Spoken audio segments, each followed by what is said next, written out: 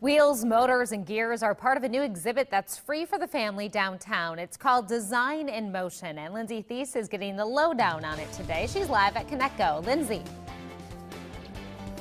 Well, this is right in their wheelhouse, pun intended. We're at the upstairs part of the gallery now, and it's all kind of focused on bikes, and it's really special because tonight is their community bike night. There will be free rides and some demonstrations, and it's all part of this exhibit that has quite a lot of community input too. Take a look.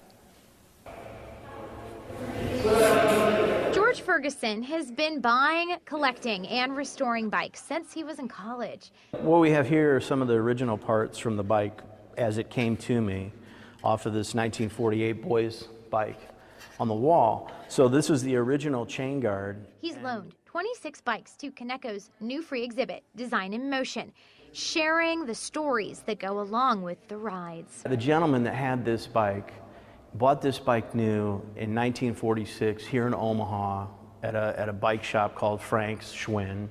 And it's right where Midtown Crossing was. That's where this bike shop stood for years. And there's a decal, you can't really see it from down low here, but there's a decal of Billy Blue Jay and it says Creighton University. That passion for the pedal is the whole thing behind this exhibit. That focuses on a variety of ways we get around. Collectors have loaned antique and modern modes of transport to showcase not just the history behind how we get around, but the design and engineering behind them.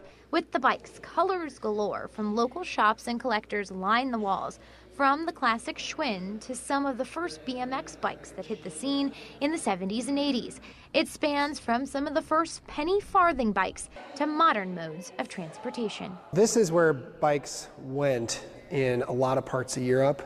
This is where a lot of people who maybe don't consider themselves sporting cyclists but want to do an environmentally form of transportation. For KANEKO, it's a hope of showing the art behind how we move.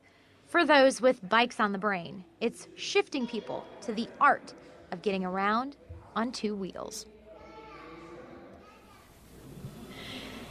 And so like we mentioned, tonight is bike night. There's a lot of different activities going on. You can see behind me, these guys are taking part in kind of a bike simulator. I'm here with Sarah, you're with the Omaha Bicycle Company, Mode Shift Omaha. This is part of one of the things going on for tonight for bike night. What else is going on? What are you guys doing and taking part in? It's kind of just a fun opportunity for all the shops to get together and showcase what their favorite stuff is. We're going to be talking about making camp coffee. So one thing we do a lot of is coffee and bicycles, since we're a bike and coffee shop. Of course. So we'll have that set up at the booth, and then also talking about what Mode Shift Omaha is going to be doing, which is the next 3 coffee chats will be hosted at KANEKO. So that'll be kind of fun too. Fantastic. And there's also 2 big rides that are kind of headed out tonight, 7 o'clock, 9 o'clock. They're group rides, so even if you're like me and haven't been on a bike in quite a little bit, I'm okay. We can jump in with everyone. Yep, slow and steady, just kind of a nice night to get out and enjoy. Perfect. And it's a great evening. Looks like it's the sun's finally coming out. Would be a good night to hop on the bike. Jim, Jen, we're going to send it back to you.